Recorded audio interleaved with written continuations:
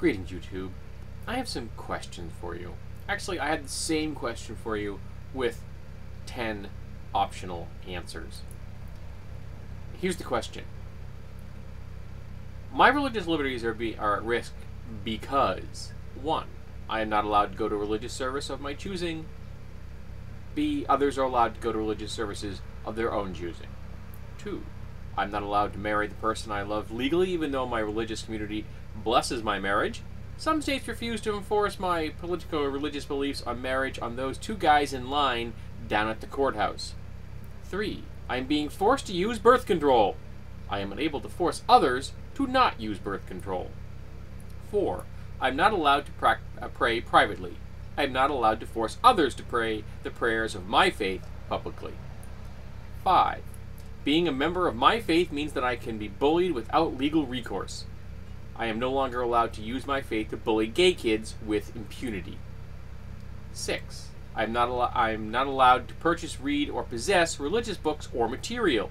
Others are allowed to have access to books, movies, and websites that I do not like.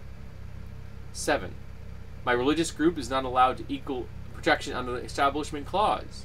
My religious group is not allowed to use public funds, buildings, and resources as we like for whatever purpose we might like. 8. Another religious group has been declared the official faith of my country. My own religious group is not given status as the official faith of my country. 9. My religious community is not allowed to build a house of worship in my community. A religious community I do not want to build a house of worship in my community. A religious community I do not like wants to build a house of worship in my community. 10. I'm not allowed to teach my children the creation story of our faith at home. Public school science classes are teaching science. So this particular list covers a whole lot of topics when it comes to theistic persecution complexes. But the complex at the moment is the one down in Kentucky, centered around one Kim Davis, a woman elected to a position who then decided not to do her job. But because she's an elected official, she can't just be fired, she has to be impeached. And if the Kentucky legislature doesn't want to impeach her, she could be in this position for her full 4-year term, which would just be thrilling, wouldn't it? At the moment, however, her deputies are actually doing her job, because Kim Davis refuses to do her job. Even though she swore an oath to defend the Constitution, even though she's supposed to stand up and defend all of it, even the part she doesn't like. Now, there was another case of a woman had a very similar situation. County clerk's office, devout Christian, hates gay people, doesn't think that they should be allowed to marry each other. Don't use that lame defense that they were always able to marry as long as they married someone of the opposite sex, which I will still argue makes no sense, because even sex does not quite work the way people think it does. Intersex people are a thing. But you see, she took the ethical route. If I can stretch the word ethical to encompass someone who is an open-faced bigot, when she realized that she would have to give licenses to same-sex couples and she could not reconcile that with her bigoted faith, she quit the job. She resigned. And that's what Kim Davis should have done. Resigned. But you see, if she'd done that and just walked away, that wouldn't have got her what she wants, which is martyrdom. She wants to be a martyr. Now realize that this woman has absolutely no moral ground to stand on at all when it comes to the sanctity of marriage. Now, I would not bring up Kim Davis's marital history if she herself were not basing her entire argument around the sanctity of marriage.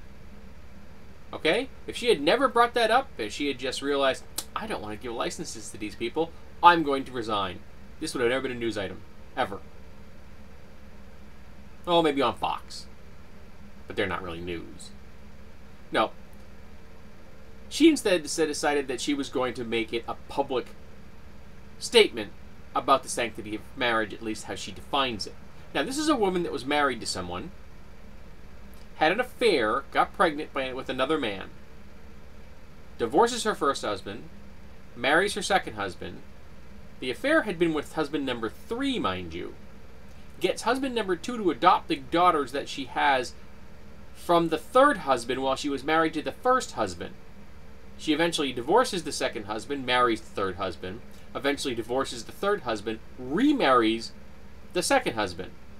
So now the whole family unit's back together again. Sometime during the fourth marriage to the second husband, or the second time to the second husband, this is all very confusing. We need a playing card. She just becomes a Christian. I'd be interested to see what she was prior to this, because in America, everybody's pretty much assumed to be Christian unless they state otherwise. Christianity is 78% of the population. So I'd be intrigued to see what she had thought herself of as before she became a Christian. Was she of a less strict, was she a non-denominational Christian? Was she an actual atheist or an agnostic? But somewhere along the line, she became a Christian, and she decided that her particular Christian faith required her to be a raging bigot, and to get on the public stage and use everything she could to refuse to uphold the law that she swore to uphold. So on top of having no moral ground as far as sanctity of marriage is concerned, she's an oath breaker. She's just a wonderful example of humanity.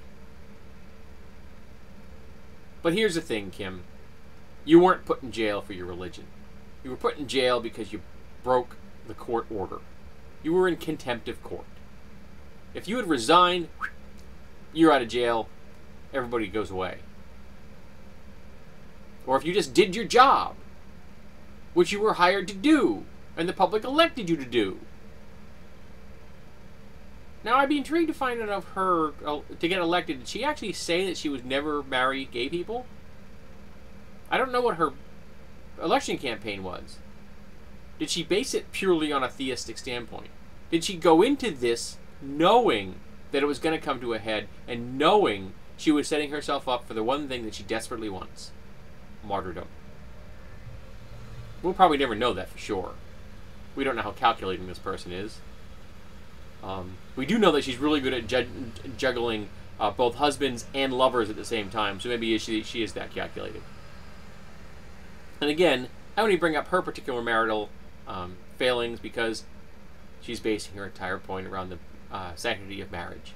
If she'd just shut up and either done her job or resigned, I would never have known who she was. I would never have made this video. I would have never had mentioned her sordid marital past. But she did make it public. And I'm sick and tired of these sanctimonious theists saying that they're doing this because their God told them. Well, we live in a secular society. And you took an oath of office to that secular society. And you said you were going to serve it. And you didn't.